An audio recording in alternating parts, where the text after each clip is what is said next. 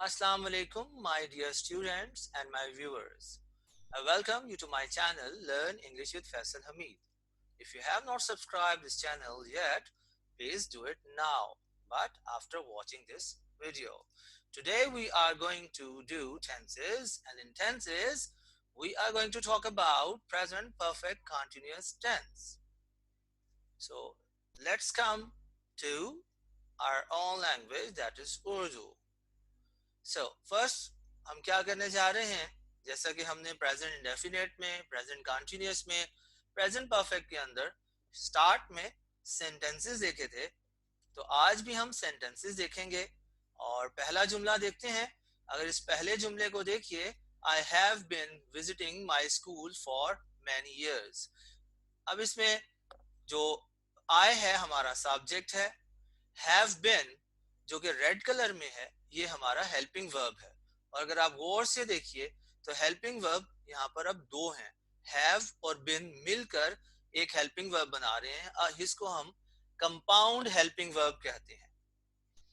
और जब compound helping verb होता है तो हमने उसका आखिरी हिस्सा देखना होता है। अब बिन को देखते हुए हम मेन वर्ब चूज करेंगे।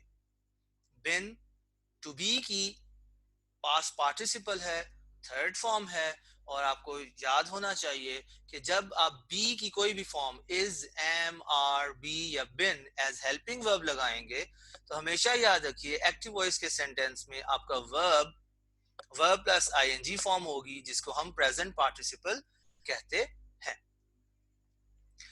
उसके बाद दूसरा जुमला देखते हैं। She has not been writing this form since Sunday. अब इसमें अगर आप देखिए तो शी हमारे पास सब्जेक्ट है, हैज और बिन हमारे पास हेल्पिंग वर्ब है, और राइटिंग हमारा मेन वर्ब है जो कि वर्ब प्लस आईएनजी फॉर्म है, जिसको हम प्रेजेंट पार्टिसिपल कहते हैं। लेकिन इन दोनों जुमलों में अगर आप देखिए तो हमें प्रेजेंट परफेक्ट में, प्रेजेंट कंटिन्यूअस में, प्रेजेंट इंडेफिनिट में हमारा माजी से कोई ताल्लुक हम शो नहीं कर रहे थे। लेकिन इन दोनों जुमलों में अगर आप देखें तो आप इसको क्या करेंगे कि आप देखें many years, for many years. इसका मतलब है कि इस जुमले में पास्ट से कोई ताल्लुक नजर आ रहा है। इसी तरह अगर निचले वाले जुमले को देखें सिंस संडे, तो इसका मतलब है अगेन हमें कोई पास्ट से ताल्लुक नजर आ रहा है। तो इसको भी हम डिटेल में नहीं जाएंगे, इसको हम आगे डिस्कस करेंगे और उम्मीद है कि आपको ये बात समझ आएगी। तो तीसरा जुमला देखते हैं। Have these students been doing their work for 30 years? अब क्वेश्चन है, have शुरू में गया, लेकिन याद रखिए जब भी आपका कंपाउंड हेल्पिंग वर्ब होगा तो उसका पहला हिस्सा आपका सेंटेंस के शुरू में जाएगा, और जो दूसरा हिस्सा होगा जैसे यहाँ पे बिन है तो वो अपनी पोजीशन पे कायम रहेगा। उसके बाद चौथा जुमला देखते हैं। Has the boy not been breaking this chair since December? तो इसमें भी आप देखें कि हैज शुरू में आया है और बिन जो है वो अपनी पोजीशन पे रहा है। और अगर गौर से देखिए तो याद रखिए आई, यू, दे, वी और प्लूरल नाउन एक ग्रुप है, और ही, शी, इट और सिंगुलर नाउन एक ग्रुप है। इन चारों जुमलों में अगर आप देखें तो एक चीज हमें कॉमन नजर आ रही है, और वो ये है कि इन चारों जुमलों के आखिर में हम कोई टाइम का जिक्र कर रहे हैं। जैसे पहले जुमले में देखें मैनी ईयर्स, दूसरे जुमले में हमने संडे का वर्ड यूज किया, तीसरे जुमले में हमने 3 years का वर्ड यूज किया, और चौथे जुमले में हमने दिसंबर का वर्ड यूज किया।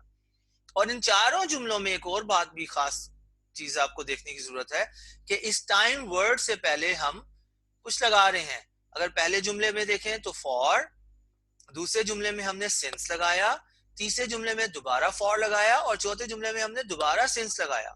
तो ये भी हम आगे चल के सीखेंगे कि सिंस और फॉर कैसे इस्तेमाल होता है।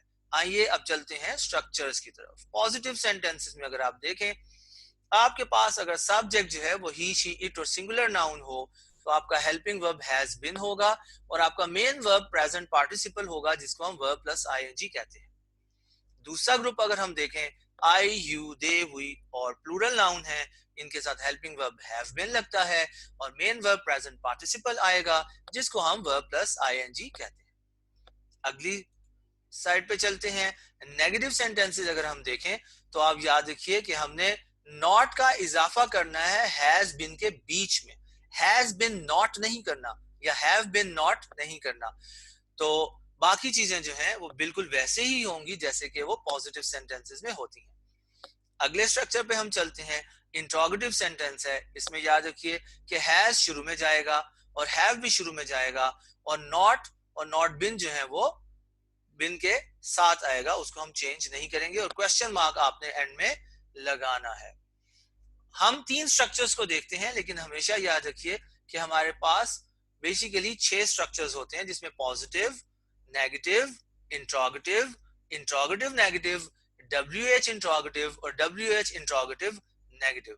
लेकिन हम 3 स्ट्रक्चर्स को देख रहे हैं ताकि हम 3 बुनियादी स्ट्रक्चर्स को आप समझ सकें। अगर आपको ये 3 स्ट्रक्चर समझ आ जाते हैं तो बाकी 3 स्ट्रक्चर्स आप ऑटोमेटिकली लर्न कर सकते हैं। आए अब चलते हैं हम यूजेस की तरफ।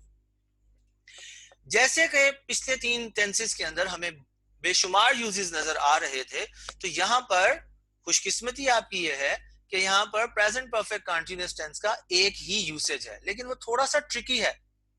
ट्रिकी क्या है कि आप देखिए प्रेजेंट इंडेफिनिट में, प्रेजेंट परफेक्ट में, प्रेजेंट कंटीन्यूअस में आप माजी का कोई जिक्र नहीं कर रहे थे, लेकिन यहां पर आप माजी का जिक्र करेंगे। तो आइए देखें यूसेज है क्या। When you talk about an action that is continued in present time, मतलब यह है कि आप किसी ऐसे एक्शन के बारे में बात कर रहे हैं जो कि प्रेजेंट टाइम में जारी है, हो रहा है, खत्म नहीं हुआ, कंप्लीट नहीं हुआ। और याद रखिए कि आपको यह भी मालूम नहीं होता कि वो कब तक जारी रहेगा। दूसरा पॉइंट ये याद रखिए कि इसमें आपने ये बताना है कि माजी में वो एक्शन कब स्टार्ट हुआ था, ठीक है। और दूसरे लफ्जों में आप ये कर सकते हैं कि आपने माजी का जिक्र करना है कि आपको ये मालूम है कि एक्शन माजी में होगा। आप देखें प्रेजेंट कंटीन्यूअस में भी आपका काम कंटिन्यूड होता है, लेकिन ऑब्वियसली उसका ताल्लुक माजी से होता है, वो माजी में ही शुरू हुआ होगा। इसी तरह प्रेजेंट परफेक्ट भी जो है उसका ताल्लुक भी जो है वो माजी से होता है, लेकिन हम ये नहीं बताते कि एक्शन कब शुरू हुआ। तो प्रेजेंट परफेक्ट कंटीन्यूअस टेंस में हम ये बताते हैं कि माजी में एक्शन का क्या ताल्लुक है माजी से। इसमें हमारे पास 2 चीजें होती हैं, 2 पीसेस ऑफ इंफॉर्मेशन में से एक बात आपको पता होनी चाहिए, या आपके पास पॉइंट ऑफ टाइम आपको पता होना चाहिए या पीरियड ऑफ टाइम पता होना चाहिए।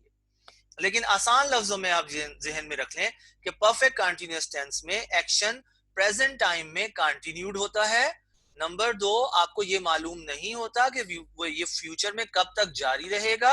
और तीसरी बात ये होती है कि आपको ये मालूम होता है कि वो एक्शन माजी में शुरू हुआ था। आप माजी से, पास से उसके ताल्लुक को जोड़ेंगे, 2 तरीकों से जोड़ेंगे, उसको हम अगली स्लाइड में देखेंगे।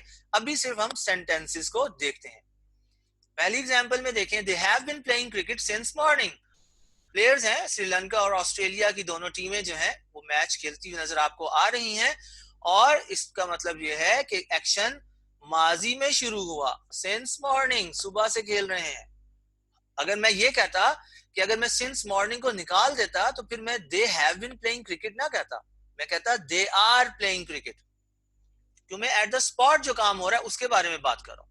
लेकिन जब मैं सिंस मॉर्निंग का यूज कर रहा हूं तो इसका मतलब है फिर मैं दे आर प्लेइंग नहीं कहूंगा, मैं दे हैव बीन प्लेइंग कहूंगा। और ये बहुत कॉमन मिस्टेक है जो हमारे स्पेशली जॉब एप्लीकेशन लेटर्स के अंदर लोग गलती करते हैं। I am doing job here since 2006, तो गलत है।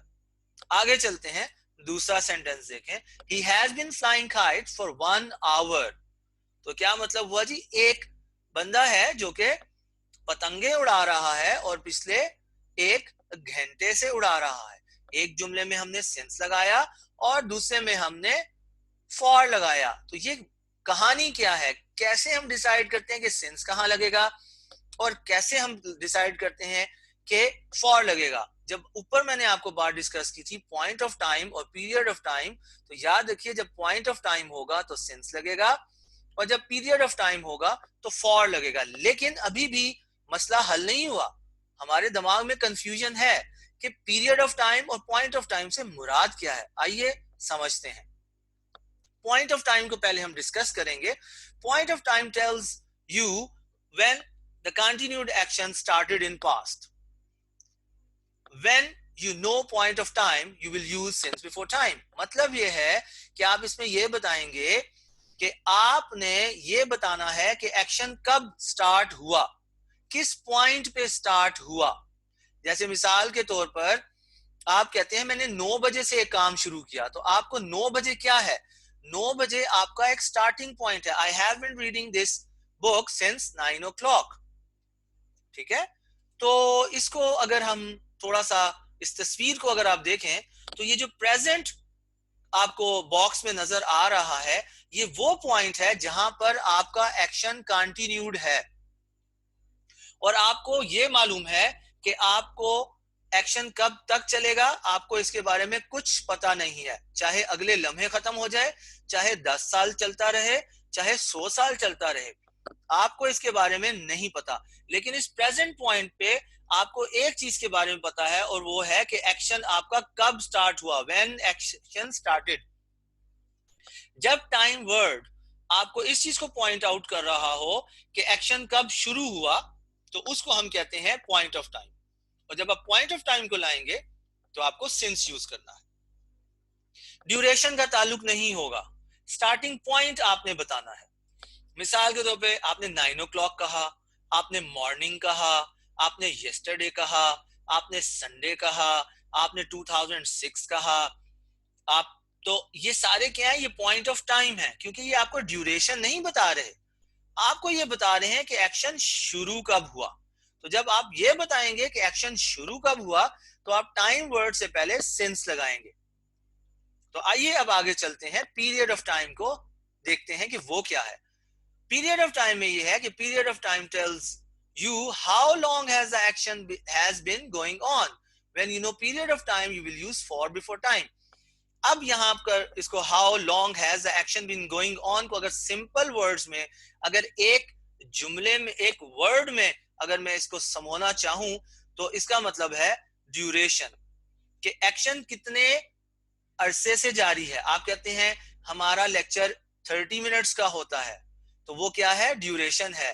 आप कहते हैं हम 9 बजे से पढ़ रहे हैं और आप कहते हैं मैं आधे घंटे से पढ़ रहा हूं। जब आप कहते हैं 9 बजे से पढ़ रहा हूं तो वो पॉइंट ऑफ टाइम है।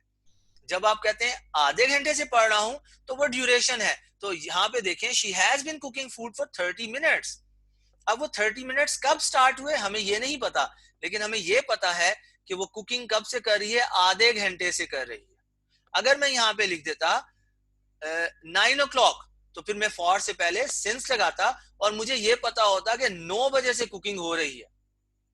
लेकिन यहां पर जब हम ड्यूरेशन की बात करते हैं तो हमें यह नहीं पता होता कि एक्शन एग्जैक्ट शुरू कब हुआ, हमें इतना पता होता है कि एक्शन कितने अरसे से हो रहा है, तो उसको हम कहते हैं पीरियड ऑफ टाइम। तो जब पीरियड ऑफ टाइम आएगा, जब आप ड्यूरेशन ऑफ एक्शन बताएंगे तो याद रखिए टाइम वर्ड से पहले लगेगा फॉर। बाकी तमाम बातें उसी तरह है कि प्रेजेंट एक्शन में आपको एक्शन हो रहा है और आपको नहीं पता कि वो कब तक जारी रहेगा। तो इसमें अगर आपने फॉर लगाना है, मिसाल के तौर पर आप मिनट्स कहते हैं 30 मिनट से, आप कहते हैं 15 years से, आप कहते हैं 2 decades से, आप कहते हैं 1 century से, तो ये क्या है, ये ड्यूरेशंस को शो कर रहे हैं। तो जहां भी ड्यूरेशन आएगी वहां पे फॉर लगाइए और जहां पर पॉइंट ऑफ टाइम आ जाएगा, स्टार्टिंग पॉइंट आ जाएगा एक्शन का, वहां पर लगाइए सिंस। तो ये बहुत बड़ा टेंशन होती है बच्चों को कि सिंस कहाँ लगाना है और फॉर कहाँ लगाना है। उम्मीद है कि आपको समझ आई होगी कि सिंस कैसे लगता है और फॉर कैसे लगता है। अपना बहुत सा ख्याल रखिए। अल्लाह हाफिज।